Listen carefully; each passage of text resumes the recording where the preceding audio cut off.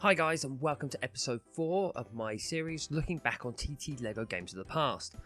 If you've not had a chance to watch any of the videos from the series, then episode 1 to 3 are available on our YouTube channel as well as on the website lifeinbrick.com.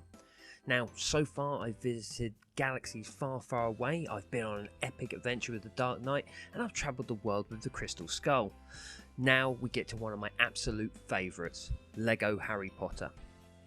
Celebrating its 20th anniversary in 2018, the Harry Potter franchise truly is one of the greatest success stories in literacy and movie history, selling millions of books and making billions at the box office, and it's still very much as popular today as it always has been, and that's clearly evidenced by the excitement over the recent news that LEGO is bringing new Harry Potter sets out later this year. I mean, I want them.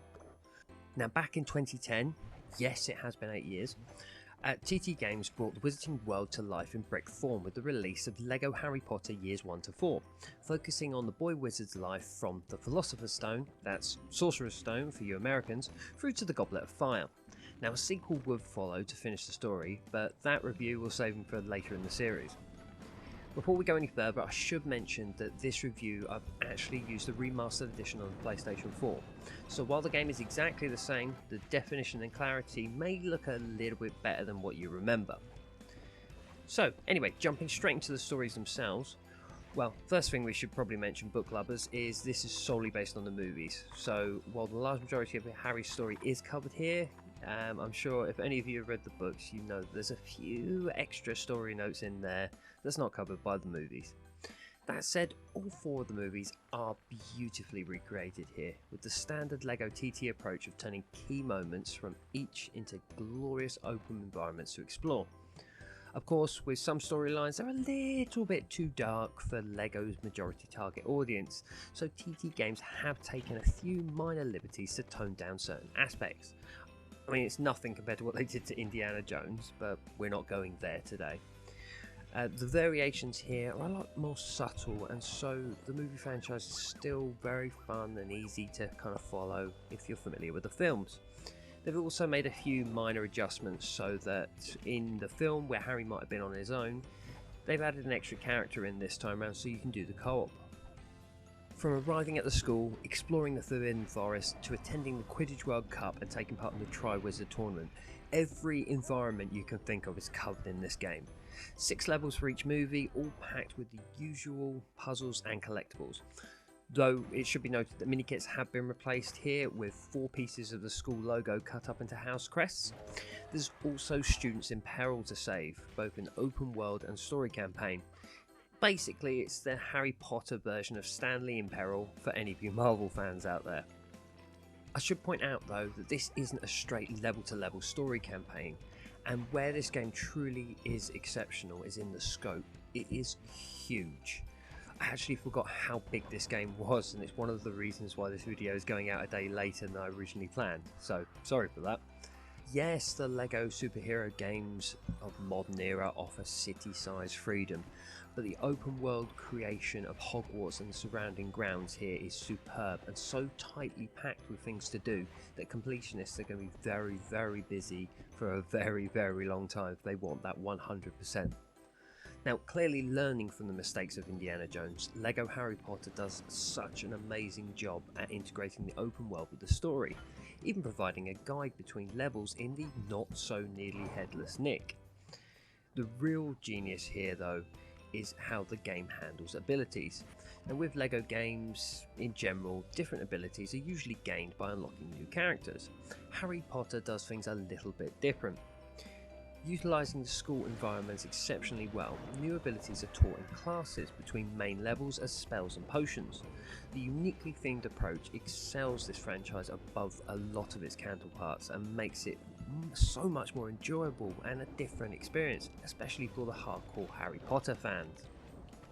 Yes, the basic mechanics of the game they're not mind-blowingly different from the games that came before, but when you can unleash your Patronus on a bad guy or use the Wingardium Leviosa spell to build, there's so much more fun to be had here.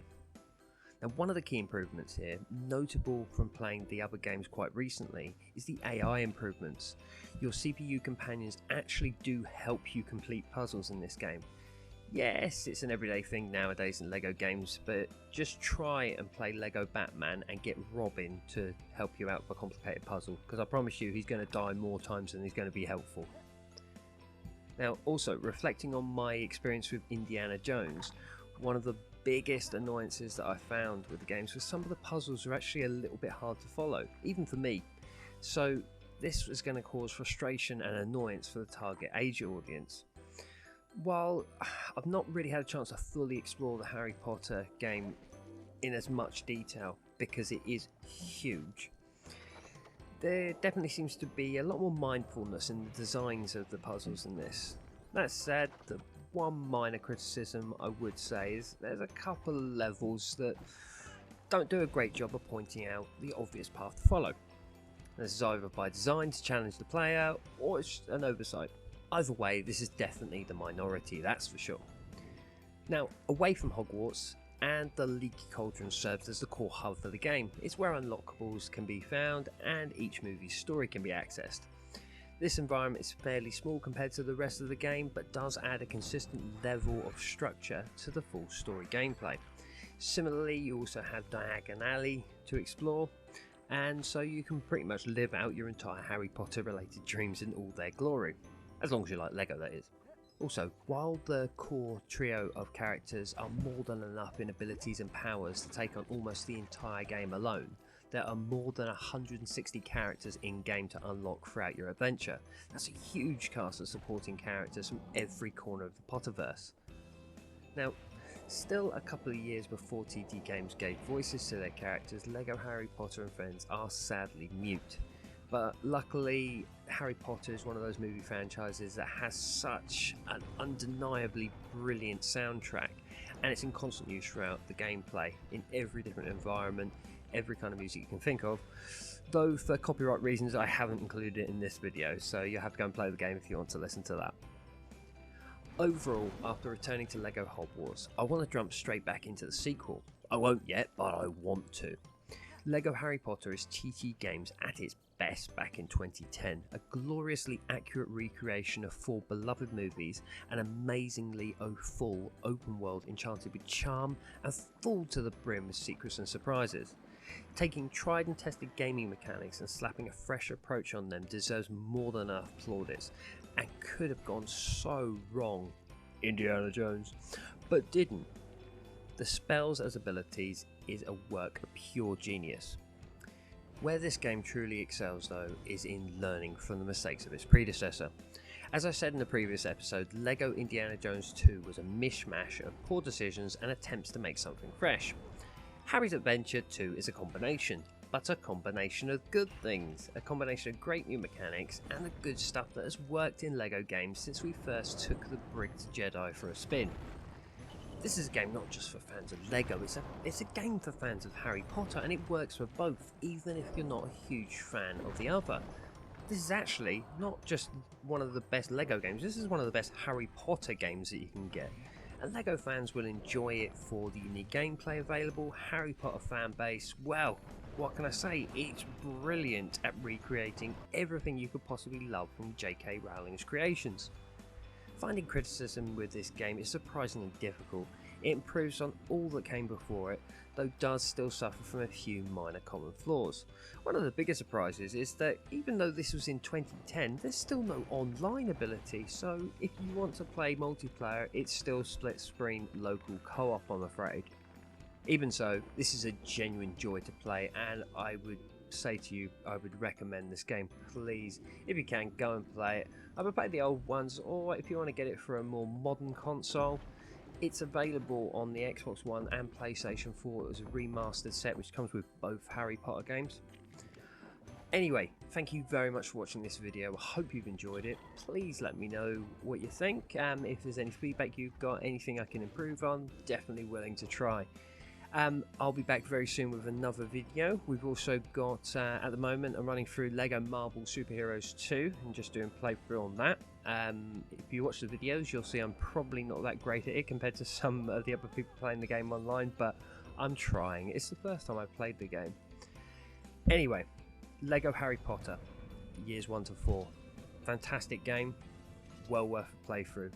8 years on, it's still as much of a joy to endure. Please don't forget to, if you like the video, give us a subscribe, give us a like, give us a share.